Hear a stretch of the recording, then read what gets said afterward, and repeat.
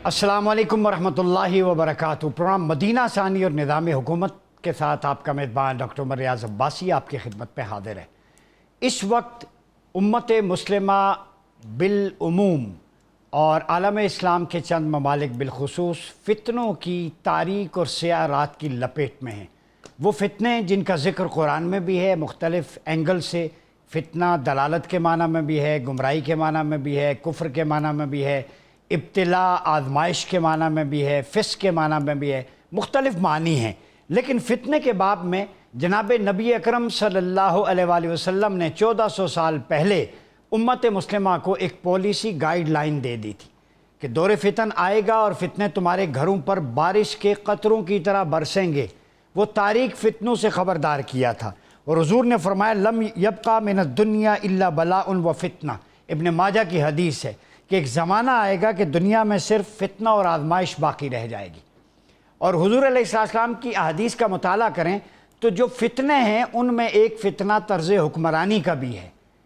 हदीस की किताबें भरी पड़ी हैं। हुज़ूर ने फरमाया इज़ा वुस्सिदल अम्रु इला गैरि अहलिही फंतज़िर अस्साअ, कि जब अमानत जो है वो इनकॉम्पिटेंट को अथॉरिटी दे दी जाएगी, क़यामत का इंतज़ार करो। सहाबा किराम रिज़वानुल्लाहि अलैहिम अजमईन ने पूछा या रसूलुल्लाह सल्लल्लाहु अलैहि वसल्लम ये अमानत क्या है?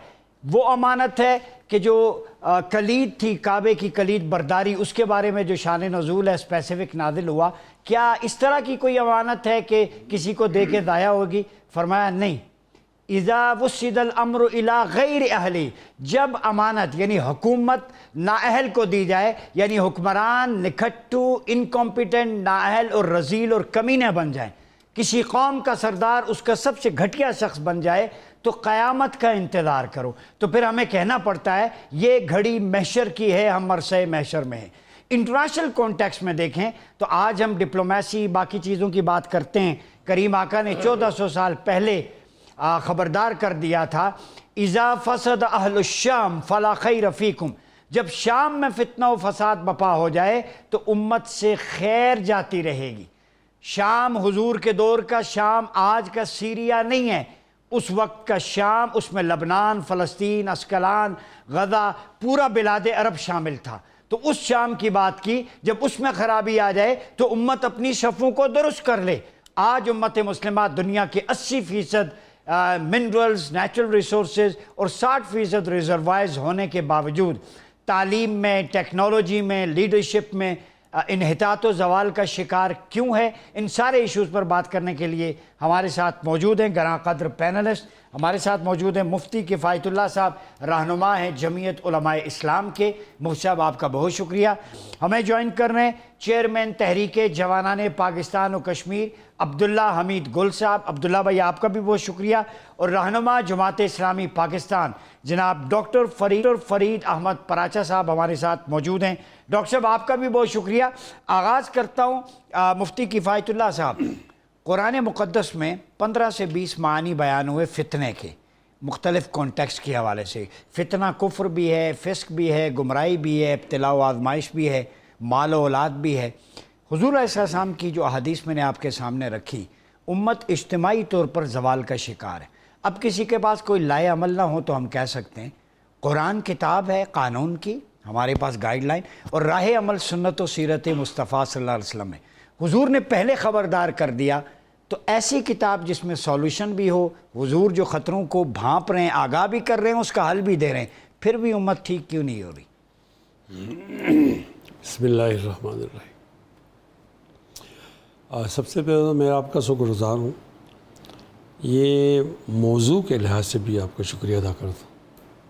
मैंने आपको देखा आप उन्हीं मौज़ूआत पे काम करते हैं जो बहुत सख्त ज़रूरी है और हमारा आम सोशल मीडिया उसकी तरफ मुतवज्जह नहीं है, तो शुक्रिया बनता है आपका फ़र्ज़ है।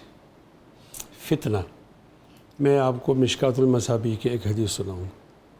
अली रज़ी अल्लाह ताला अन्हु की रिवायत, आप फरमाते हैं कि समिअतु रसूलुल्लाह सल्लल्लाहु अलैहि वसल्लम अला इन्नहा सतकूनु फ़ितना क़ुल्तु मल मख़रजु या रसूलल्लाह क़ाल किताबुल्लाह फ़ीहि नबअु मा क़ब्लकुम व ख़बरु मा बादकुम व हुक्मु मा बैनकुम हुवल फ़स्ल लैसा बिल हज़्ल मन तरकहु मिन जब्बारिन क़समहुल्लाह ومن ابتغى الهدى في غير أضله الله هو حبل الله المتين هو الذكر الحكيم هو الصراط المستقيم إلى أن قال من قال به صدقة من عمل به أجر ومن حكم به عدل.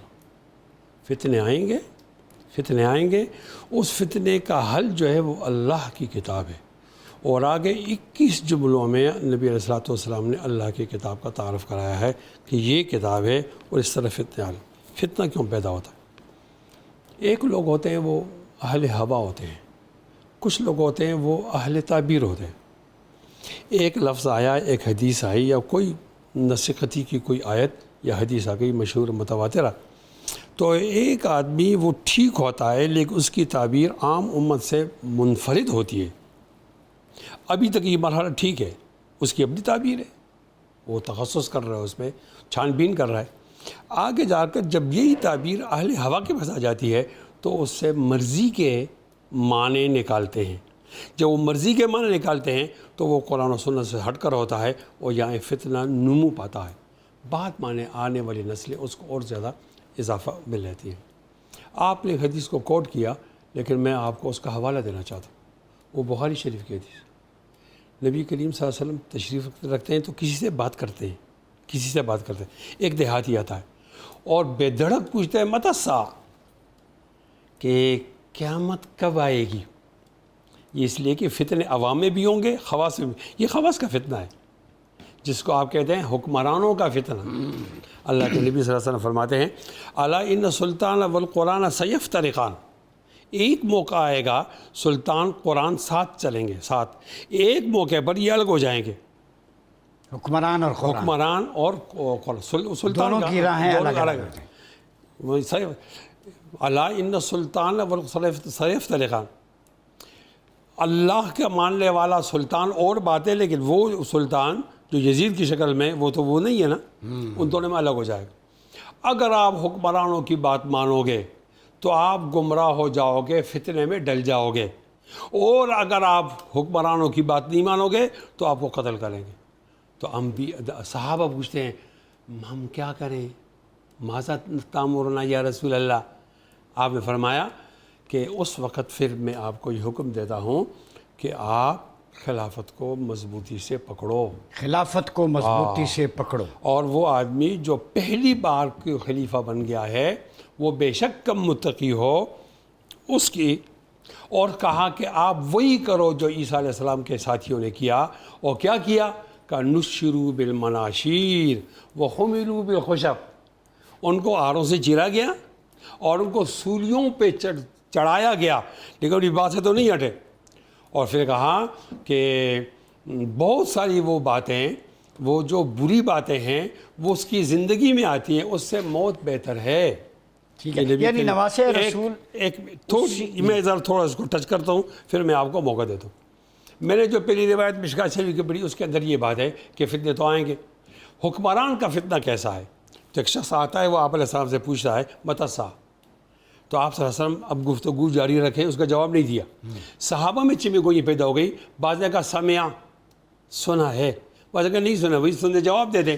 لیکن آپ ایک تہذیب بتا رہے تھے, ادب, کہ جب بات ہو رہی ہے تو بات نتیجے درمیان. اس کے بعد آپ نے فرمایا وہ ساعت کے بارے میں, قیامت کے بارے میں پوچھنے والا کہاں ہے؟ تو نے کہا میں ہوں. تو آپ نے فرمایا اذا زیت الامانات فانتظر ذکر. اللہ تعالیٰ کرے ہمارے حکمرانی یہ حدیث سنیں اور ان کے لیے خیر کا ذریعہ ہو کہ جب امانتیں ضائع ہوں تو قیامت آئے گی. اس دیہاتی تھا, اچانک آیا تھا, وہ نہیں سمجھتا تھا. اس نے پوچھا کہ وَكَيْفَ إِذَاعَتُهَا یا رسول اللہ, امانتوں کا ضائع ہونا کیسے ہوگا؟ تو آپ نے فرمایا اذا وسد الامر الی غیر اہلہ فانتظر الساعہ. اس کا بہت اچھا شاعر نے ایک جواب دیا,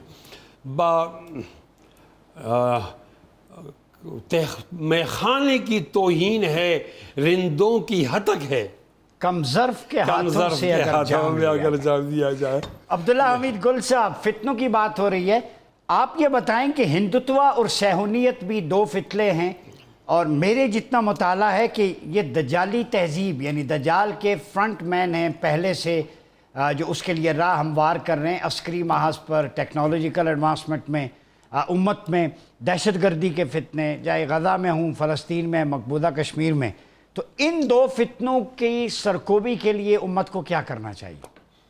बिस्मिल्लाहिर्रहमानिर्रहीम। बहुत बहुत शुक्रिया, और डॉक्टर साहब को और मुफ्ती साहब को अस्सलाम वालेकुम। देखिए, जहाँ तक डॉक्टर साहब ताल्लुक ये है कि जो अभी सूरत हाल बन रही है उसके अंदर तो यही शैतान है मतलब अब दजाली फितने क्या हैं, ये तो खुद दजाल हैं। इसलिए जो दुनिया के अंदर अमन और सलामती को ख़राब करे, नुकसान पहुंचाए, दुनिया को तकसीम करे, नाउज़ुबिल्लाह अल्लाह की ताकत को चैलेंज करने की कोशिश करे और दुनियावी खुदा बन के बैठ जाए, ऐसे तमाम लोग जो होते हैं वो दज्जाल ही हुआ करते हैं। मुख्तलिफ उसकी अशकाल हैं, उसकी शक्ल में वो आपको गाहे बगाहे नज़र आते रहते हैं। और सिर्फ ये यही नहीं शामिल, ये कुछ दज्जाल के वो लोग भी हैं जो आपको मालूम है कि वो पीछे इनका साथ इनके खड़े होते हैं, इनको तक़वियत देते हैं, जिसके अंदर आज मगरिब की वो क़ुव्वतें भी मौजूद हैं, जिनको हम बखूबी जानते हैं कि वो कौन लोग हैं। आज दुनिया में वो दज्जाल से कम नहीं हैं, लेकिन हाउएवर हम उनको जो है वो अब कहते हैं, क्योंकि हमारी ज़बानें गुंग हो जाया करती हैं, लोग बोल नहीं सकते, लेकिन कम से कम सच को सच और झूठ को झूठ ज़रूर बोल देना चाहिए। और हकीकत ये है कि इस टाइम पे तमाम दजाली कुव्वतें इकट्ठी होके खड़ी हैं, और इत्तेहाद जो है वही एक ऐसी चीज़ है। और हम ना भी चाहें तो आप देखें कि कुदरत ने कैसे मौक़े और हालात पैदा कर दिए कि अब मजबूरन नए इत्तेहाद इस्लामी दुनिया के आपस में बनने लगे। मसला यहाँ कोई गलबा इस्लाम या वो नहीं है, मसला इंसानियत का है। सबसे बड़ा इंसानियत को नुकसान पहुंचाते हैं। इस्लाम तो है ही इंसानियत के लिए। देखिए ना, इस्लाम तो इतना खूबसूरत मज़हब है और वो तो बात करता है इंसान की बेहतरी के लिए, लेकिन ये लोग तो तमाम इंटरनेशनल कवानीन जो इन्होंने खुद बनाए हुए हैं उनको तबाह करते हैं।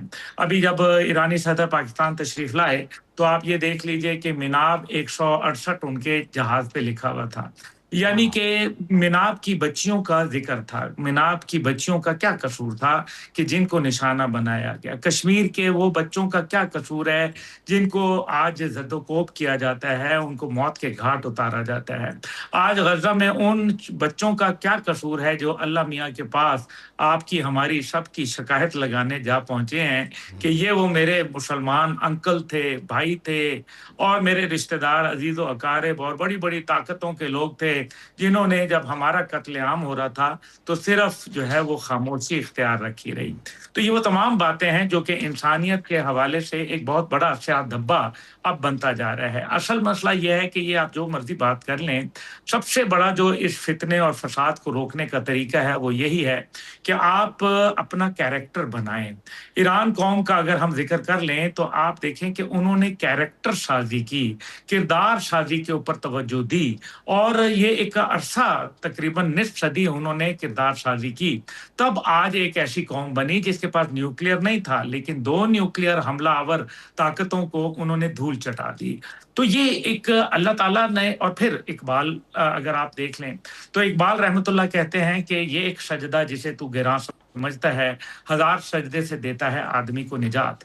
तो हमने ये जो दुनियावी जो हमने सजदे करना शुरू कर चुके हैं, अगर हम इनसे हट जाएं और हम उस तरफ पहुंच जाएं जिस तरफ हमें वाकई हम अल्लाह को अल्लाह मान लें ना। देखिए, मैं ये बात बड़ी सोच समझ के कह रहा हूँ, हम में सब अल्लाह के मानने वाले हैं, आप, मैं, हमारे दोनों मुअज़्ज़िज़ गेस्ट और हमारे नाज़रीन कराम, लेकिन अल्लाह की मानने वाला कौन है? ये है वो सवाल।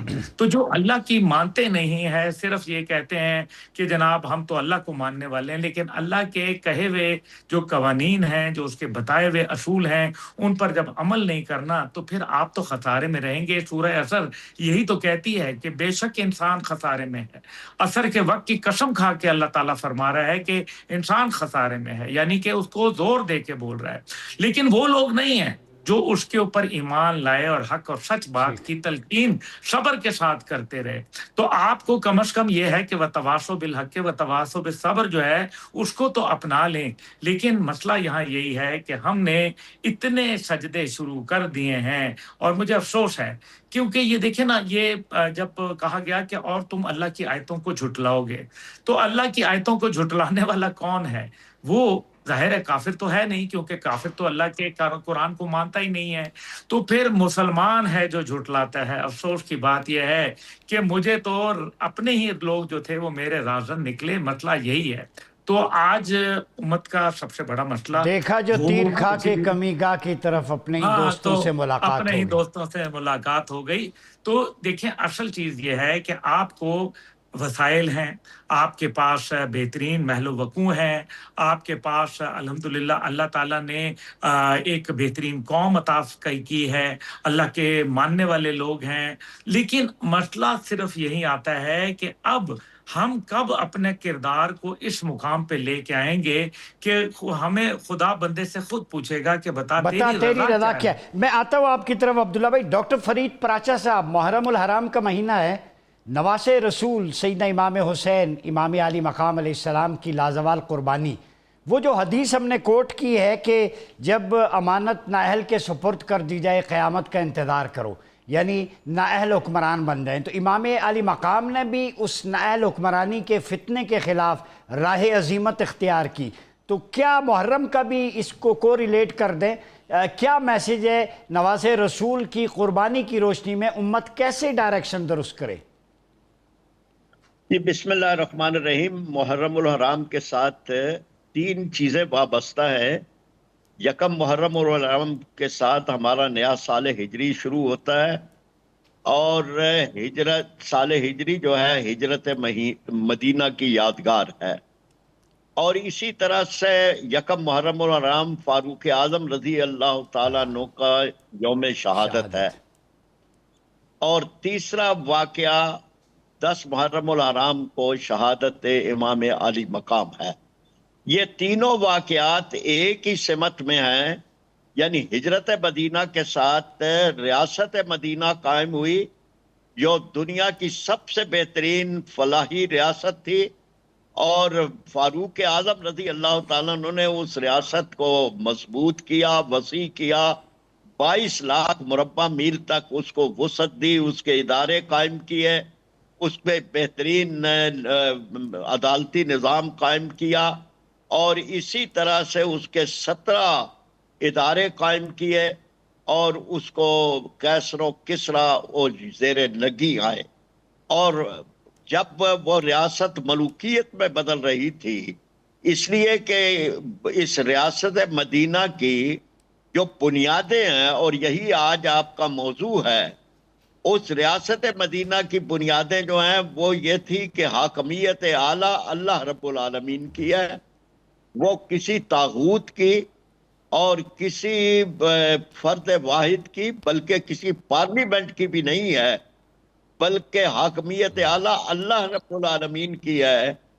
تو یہ اصول تھا کہ جو خلافت کا تھا، لیکن جب یہ اصول بدلنے لگا اور یزید کی ولی عہدی کے ساتھ یہ حاکمیت اعلیٰ چلی گئی فرد واحد کی طرف، تو امام علی مقام نے پھر اپنی قربانی دی، اور اس حاکمیت اعلیٰ کو قائم کرنے کے لیے، اور اس کے لیے کہ یہ ریاست کی بنیاد حاکمیت اعلیٰ اللہ کی، اطاعت رسول اس کی بنیاد، اور بنیاد یہ کہ ان اکرمکم عند اللہ اتقاکم، تم میں سے حکمرانی کا اہل وہ ہے جو اللہ سے سب سے زیادہ ڈرنے والا ہے۔ یہ نہیں ہے کہ کس کے حق کے اندر کون پہلے خلیفہ کا بیٹا ہے اور یا پہلے حکمران کا بیٹا ہے، اور کس کے حق کے اندر وصیت ہے، بلکہ یہ کہ کون ہے کہ جو اللہ سے سب سے زیادہ ڈرنے والا ہے۔ اور بادشاہت کے اندر اور ملوکیت کے اندر جب یہ بدل رہی تھی، اور اسی طرح سے حکمرانی کا، خلافت کا اصول یہ ہے کہ حکمران جواب دے اللہ کے سامنے بھی، خلق کے سامنے بھی۔ پھر یہ کہ شورائیت ہے اس کی بنیاد، وَأَمْرُهُمْ شُورَىٰ بَيْنَهُمْ، ان کے معاملات آپس کے مشورے کے ساتھ ہیں، اور یہ کہ بیت المال خدا اور خلق کی امانت ہے، یہ سارے اصول ٹوٹ رہے تھے۔ اور یہ کہ اس حکمرانی کی بنیاد یہ ہے کہ یہ الذین مکناہم فی الارض اقاموا الصلاۃ وآتوا الزکوٰۃ، وہ نماز اور زکوٰۃ کے نظام کو قائم کرتے ہیں۔ اس وقت امام علی مقام نے اپنی قربانی دی، اور بنیاد اس کی یہ تھی کہ انہوں نے اس بات کو مد نظر رکھا کہ انہوں نے اس کے لیے اپنے آپ کو اس طرح سے سفر پہ روانہ ہوئے 8 ذی الحج کو، اور اس طرح سے تاکہ وہاں پر ایک اسلامی ریاست کو قائم کر سکے کوفہ والوں کے اس وعدے کے اوپر۔ اور لیکن پھر تاریخ کے اندر یہ بات ثبت ہو گئی کہ بے حسی کا ایک دور تھا، جو فرزدق شاعر نے کہا تھا کہ کوفہ والوں کے دل آپ کے ساتھ ہیں، تلواریں ان کی بنو امیہ کے ساتھ ہیں۔ تو یہ وہ تھا سبق جو وہاں سے ملتا ہے، اور آج کے دور کے لیے بھی یہی سبق ہے کہ ہمیں شہادت امام علی مقام کا، شہادت امام حسین کا، کہ ہمیں دنیا کے اندر اسلام کی حکومت، قرآن اور سنت کی بالادستی اور حق کی بالادستی، اس کو قائم کرنے کے لیے جتنی بھی اپنی قوتیں ہیں ان کو بروئے کار لانا چاہیے، جی اور اس کے لیے طاغوت کا مقابلہ کرنا چاہیے۔ اور امام علی مقام نے اپنی قربانی، اپنے خانوادہ کی قربانی دی، اور سر جھکایا نہیں ہے، سر کو بلند کیا اور ظلم کو جھکنا پڑا۔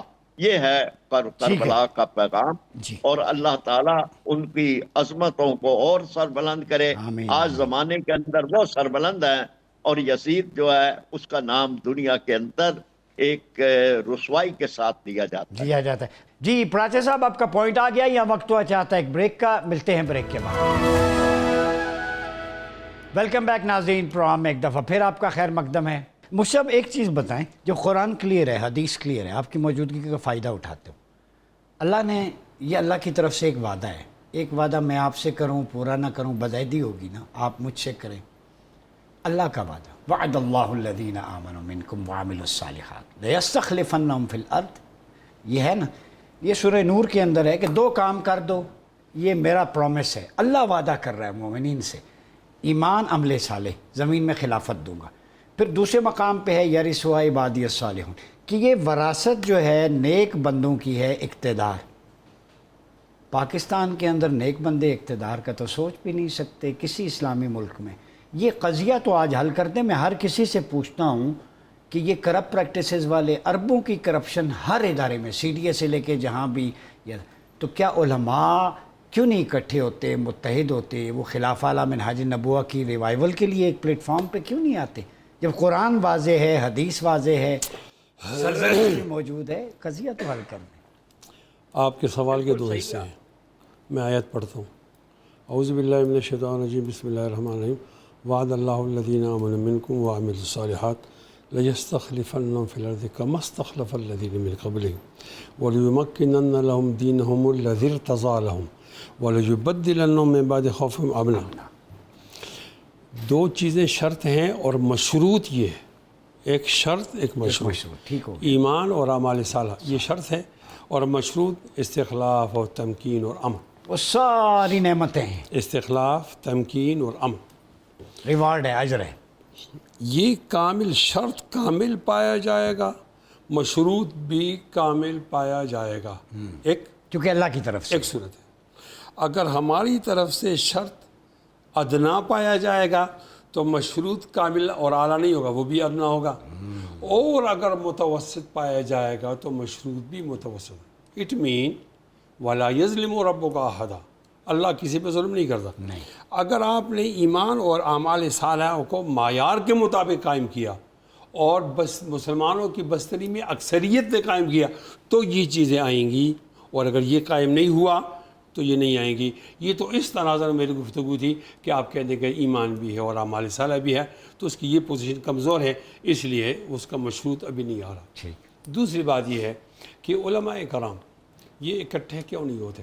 پوری میں اس کا دنیا حصہ سے ہوں، میں اس کا حصہ ہوں۔ صرف پاکستان، اب دنیا کو بھی لے لیں۔ خیر پھر آپ پاکستان کی بات کرتے ہیں، پھر دنیا والے تو ذرا، ہم بدبختی سے مختلف مسلکوں کے اندر بٹے ہوئے ہیں۔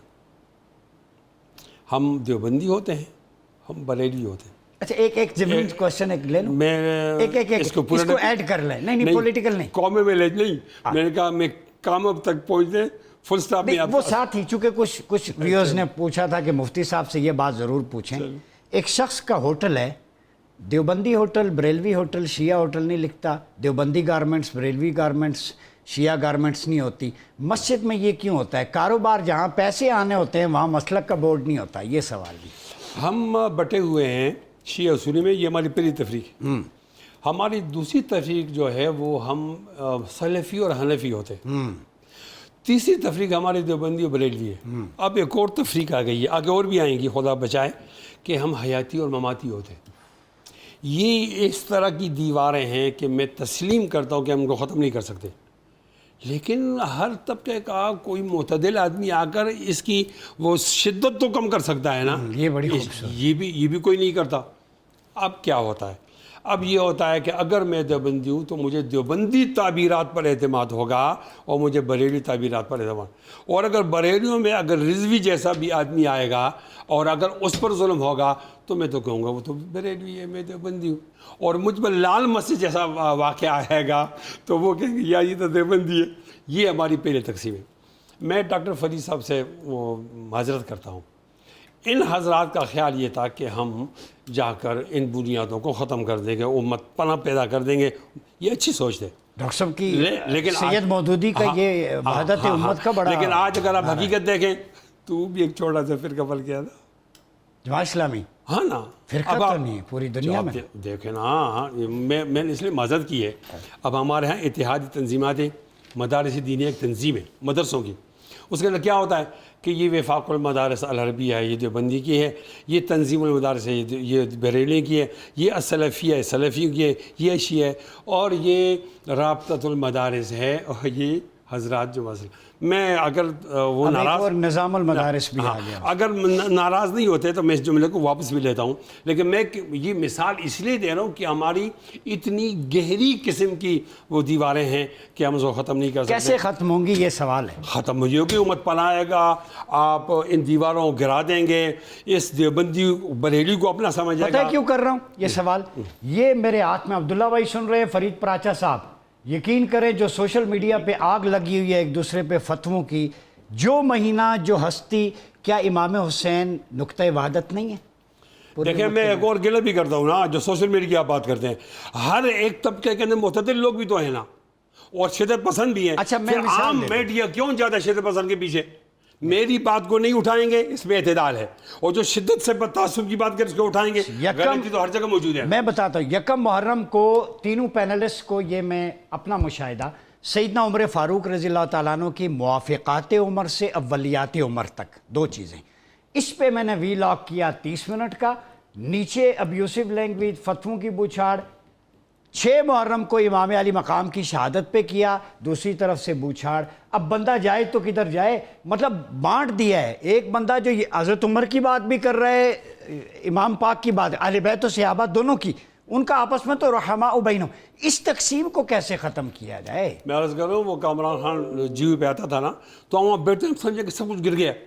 لیکن جب ہم ادھر ہو جاتے ہیں، حالات نارمل ہوتے ہیں نا، ہمیں ایسا لگ رہا ہے، اس طرح ماحول ہے کہ ایک مورچہ جناب عمر بیٹھے ہوئے ہیں اور ایک مورچے میں جناب علی سے مار رہے ہیں. حالانکہ ان کا حال یہ تھا کہ جناب علی رضی اللہ عنہ کی بیٹی جناب عمر کے نکاح میں تھی، اور جناب عمر رضی اللہ عنہ نے جناب علی سے کہا کہ میں آپ کی بیٹی سے شادی کرنا چاہتا ہوں. انہوں نے کہا امیر المومنین آپ کو کیا ضرورت ہے؟ انہوں نے کہا میں آل نبی اسلام کی رشتے میں قریب ہونا چاہتا ہوں. یہ ہے، یہ ہماری بدبختی ہے. اب جب تک ہم نے ان مسلکوں کو پکڑا ہے تو معاف کیجئے، نہ اسلام آئے گا نہ خلافت آئے گی. نہ خلافت آئے گی. اور جب ہم نے یہ طے کیا ہے کہ یہ نہیں میرا مسلک ٹھیک ہے باقی غلط ہیں، جب تک ہم نے ان کو گرایا نہیں دیواروں کو اور بات کو ایک نہیں کہ اللہ کے مجھے ایک منٹ دیں، اللہ کے ماننے والے ایک ہو جائیں تو اس وقت یہ بات نہیں. میں آپ کو ایک عجیب بات بتاؤں. ہمارے فلسفی عالم گزرے، ان کا نام مولانا عبید اللہ سندھی. مولانا عبید اللہ سندھی نے انقلاب کا فلسفہ دیے، وہ اب بھی موجود ہے، اور بتایا کہ میرے فلسفے کو دیوبندی بریلوی فلسفے میں تبدیل نہیں کرو، یہ لوگ تقسیم ہے. میرے فلسفے کو امیر اور غریب کے طبقے میں لے جاؤ اور غریب اس کو اٹھائیں تو انشاءاللہ انقلاب آ جائے. انقلاب آئے. عبداللہ امیر گل صاحب، یہ جو غزہ میں گولی ہے وہ یہ نہیں دیکھتی مسلک کون ہے، وہ سینے میں کلمہ طیبہ دیکھتی ہے. نہ ہی ہندوتوا کی گولی مقبوضہ کشمیر میں دیکھتی ہے، نہ عراق میں. تو کفر کی گولی کا نشانہ کلمہ طیبہ ہے، مسلمان اس کلمے پہ اکٹھے کیوں نہیں ہوتے؟ دیکھیں نا، میں نے وہی پچھلی دفعہ جو بات کہی تھی کہ ہم اللہ کی نہیں مانتے، اللہ کو مانتے ہیں، اور بات وہیں آ کے کھڑی ہو جاتی ہے کہ جو ہمارا دین ہے وہ نفی سے شروع ہوتا ہے، لا سے شروع ہوتا ہے. تو جب تک آپ ریولوشن کا پروسیس نہیں ختم کریں گے، ایوولوشن کا پروسیس سٹارٹ نہیں ہو سکتا. الا اللہ بعد میں آئے گا. اس وجہ سے جو آپ ابھی دیکھیں نا، یہاں ہم تقسیم کا شکار ہیں، اور ہم بنیادی طور پر جو ہے کہ وَاعْتَصِمُوا بِحَبْلِ اللَّهِ جَمِيعًا وَلَا تَفَرَّقُوا، تو ہم تو تفرقے میں پڑھ رہے ہیں نا. ہم نے تو تفرقہ ڈالا، جس کا بھی آپ نے ذکر کیا، گالیاں، بد تہذیبی. کیا یہ ان کے والدین نے سکھائی ہے؟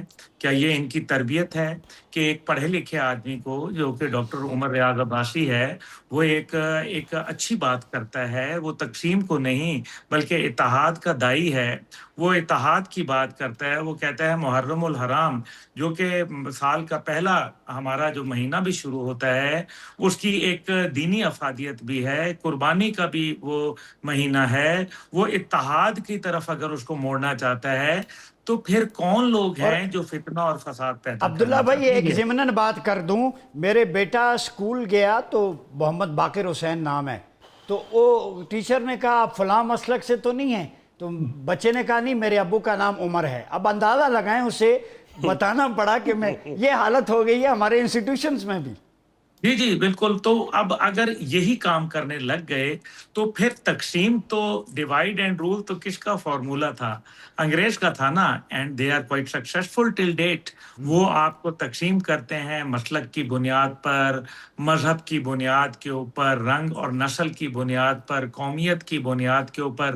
جبکہ ہم تو کہتے ہیں کہ جو بھی ہے، سعودی عرب ہے تو بھی وہ ہم تو ایک ہی اس کو سمجھتے ہیں. جب ہم السلام علیکم کر لیتے ہیں، چاہے وہ ایران سے کریں، چاہے وہ ہم سعودی عرب سے کریں، قطر سے کریں، یو اے ای سے کریں، یا کسی کویت سے کریں، تو اصل تو بات یہ ہے کہ ہمارے تو دل مل جاتے ہیں. آپ مجھے یہ بتائیں ڈاکٹر صاحب، چھوٹی سی بات ہے کہ آپ جب برطانیہ جاتے ہیں، امریکہ جاتے ہیں، تو آپ 10 دفعہ پوچھتے ہیں کہ بھئی یہ حلال ہے یا نہیں. ایسا ہی ہے. لیکن کتنی دفعہ آپ نے پوچھا سعودی عرب جا کے کہ یہ حلال ہے؟ یا عربیوں نے آ کے یہاں پوچھا کہ بھئی یہ کھانا حلال ہے یا نہیں ہے؟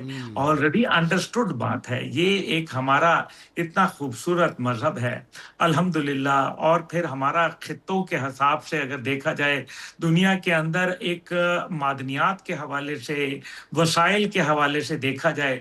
لیکن کیونکہ تقسیم ہے، اس وجہ سے غزہ جیسا چھوٹا علاقہ بھی ہم ایک صہیونی طاقت سے خالی کرانے کی ہمت نہیں رکھتے. اور وہ ہمیں جو ہے وہ تقسیم کر کے ہمیں، ابھی کیا ہو رہا ہے، ابھی آپ یہ دیکھ لیں، ابھی جو دنیا ہے وہ تقسیم کی گئی. ورنہ کیا یہ صہیونی ریاست رہ سکتی تھی؟ نہیں. یہ تو گھنٹوں کی مار ہے، یہ تو دنوں کی بھی مار نہیں ہے. جی عبداللہ بھائی، آپ کا پوائنٹ آ گیا. یہاں وقت ہوا چاہتا ہے ایک چھوٹے سے بریک کا. ملتے ہیں بریک کے بعد. ویلکم بیک ناظرین، پروگرام میں ایک دفعہ پھر آپ کا خیر مقدم ہے. فرید پراچا صاحب، یہ فرقہ واریت بھی ایک فتنہ ہے، کیا سمجھتے ہیں؟ آپ نے گفتگو دونوں پینلسٹ کی سنی، اس کا سولوشن کیا ہے؟ جماعت اسلامی آپ کی جماعت ہے، وہ اتحاد امت کی دائی ہے، لیکن مفتی کفایت اللہ صاحب کی ایک آبزرویشن ہے کہ شاید آپ بھی خانے میں بند ہو گئے. نہیں، ہمارے ہاں تو سب سے ایک زیادہ وحدت جماعت اسلامی میں ہے. جماعت اسلامی نہ کسی فرقے کی جماعت ہے، نہ کسی فرقے کے خلاف ہے.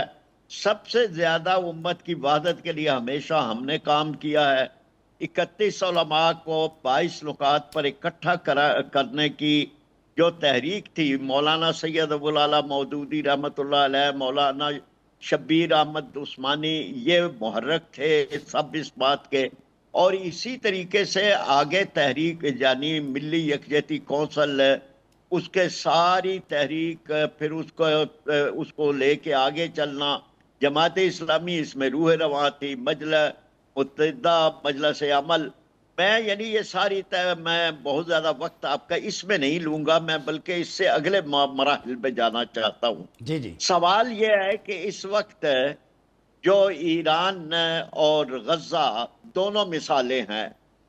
کسی اسرائیل نے غزہ اہل سنت یعنی اور ایران شیعہ، کسی بم نے، کسی اسرائیل نے، کسی بمباری نے، کسی امریکہ نے یہ تمیز نہیں کی کہ یہ اہل سنت ہیں اور یہ اہل تشیع ہیں.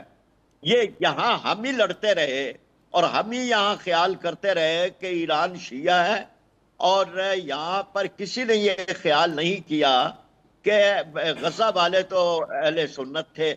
اور کوئی یعنی یہ ساری لڑائیاں جو ہیں یہ ہم اپنے اندر جو ہے وہ لے کے آ گئے، لیکن دشمن نے تو کہیں پہ ہمیں اس طرح سے نہیں ٹریٹ کیا.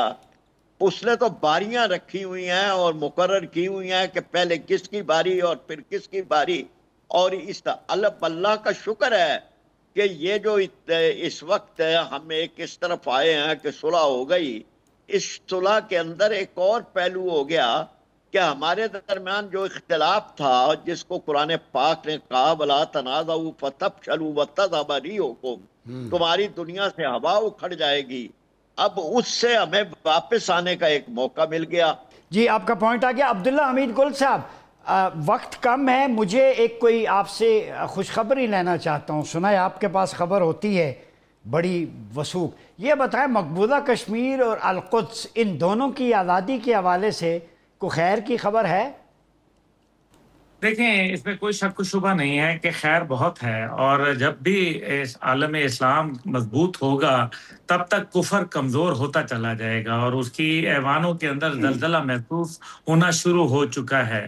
آپ دیکھیے کہ دنیا کے اندر جتنے بھی پٹے ہوئے ملک تھے وہ کٹھے ہو گئے ہیں. امریکہ، اسرائیل، ہندوستان سب کٹھے ہو گئے ہیں، اور یہ سب ہیں جو مار کھا کے بیٹھے ہوئے ہیں. کن سے مار کھا کے بیٹھے ہیں اور جن کا آپ کو پتہ ہی ہے. اس لیے اب یہ صورتحال جو کشمیر کے اندر آپ جتنا جہاد کو دبائیں گے اتنا ہی اٹھے گا. یہ اصل میں جذبہ جہاد ہے جو اصل میں بنیادی اس کی روح ہے، کیونکہ آپ جو جہاد کا ایلیمنٹ جب نکالیں گے تو پھر آپ کی جنگ رہ جائے گی، جہاد نہیں رہے گا. جہاد اللہ کے لیے کیا جاتا ہے، اللہ کے اصولوں کو نافذ کرنے کے لیے کیا جاتا ہے. اس وجہ سے جذبہ جہاد اور شوق شہادت یہ وہ دو جذبے ہیں جو کہ آپ مسلمانوں سے نہیں چھین سکتے. اس لیے مجھے غزہ کے اوپر آپ دیکھیں، اسرائیل جو پوری دنیا کے اندر لوگوں کو مصیبت ڈال رہا تھا آج وہ خود مصیبت کا شکار ہے. بھارت جو کشمیر کے اندر ظلم کرتا رہا آج بھارت جو ہے دنیا کے اندر تنہائی کا شکار اور دنیا میں نکتہ چینی کا مرکز بن چکا ہے. مغرب جو پاکستان اور غزہ سے دور تھا آج پاکستان کے گن گا رہا ہے اور فلسطین کی ریاست کو دھڑا دھڑ قبول کر رہے ہیں یورپ کے ممالک. یہ معجزہ خداوندی نہیں تو اور کیا ہے.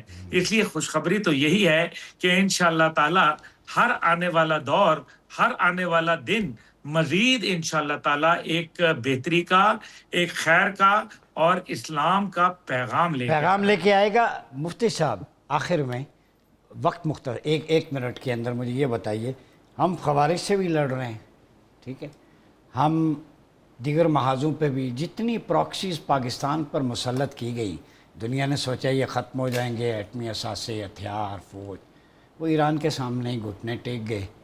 اسرائیل نے بھی کوشش کی، نشانہ پاکستان تھا. قوم کو، امت کو آپ کی طرف سے وحدت کا، جوڑنے کا کیا پیغام ہے؟ میں اس اہم موقع پر کہوں گا کہ محرم ہے، قوم کو ایک مٹھی بننا چاہیے اور متحد ہونا چاہیے. وَاعْتَصِمُوا بِحَبْلِ اللَّهِ جَمِيعًا وَلَا تَفَرَّقُوا. ایک بات اور بھی کرنا چاہتا ہوں کہ طاقت سے مسئلے حل نہیں ہوتے، مذاکرات سے مسئلے حل ہوتے ہیں، اور آج کل جو آزاد کشمیر میں پوزیشن ہے اس کو بھی مذاکرات سے حل کیا جائے. ایک بات اور کرتا ہوں، اس وقت میرے زبان پہ وہ پورا شعر نہیں چڑھا تھا جب میں ترجمہ کر رہا تھا اذا وسد الامر الی غیر اہلی فانتظر الساعۃ، تو پورا شعر اس طرح ہے: ظالم کو اگر ظلم کا انعام دیا جائے تو اس حادثے وقت کو کیا نام دیا جائے. میں خانے کی توہین ہے، رندوں کی ہتک ہے، کم ظرف کے ہاتھوں میں اگر جام دیا جائے. بہت شکریہ مفتی کفایت اللہ صاحب، عبداللہ حمید گل صاحب، ڈاکٹر فرید احمد پراچا صاحب. گفتگو آپ نے سنی، بات فتنے سے ہوئی تھی اور صرف فتنے کو ہم نے کور نہیں کیا بلکہ سولوشن اورینٹڈ اپروچ کے ساتھ تینوں پینلسٹ نے اپنے اپنے آرگومنٹ آپ کے سامنے رکھے. خلاصہ یہی ہے، امت بنے، اور جو ایک one liner policy guideline ہے وَاعْتَصِمُوا بِحَبْلِ اللَّهِ جَمِيعًا وَلَا تَفَرَّقُوا. حبل اللہ قرآن مجید ہے، اس کو तमस्सुक करें, सुन्नत मुस्तफ़ा है। हुजूर ने भी फरमाया 2 चीज़ें छोड़ के जा रहा हूँ, गुमराह नहीं होगे मेरे बाद। वो 2 चीज़ें क्या हैं? कुरान मुक़द्दस है, सुन्नत मुस्तफ़ा है। कुरान है, अहले बैत हैं, सहाबा इकराम अलैहिमुर रिदवान हैं। तो हमारे पास इतनी खूबसूरत नफूस कुदसिया 24,000 लीडर्स हैं हमारे पास, हर सब्जेक्ट का स्पेशलिस्ट है, डाइवर्स कल्चर है।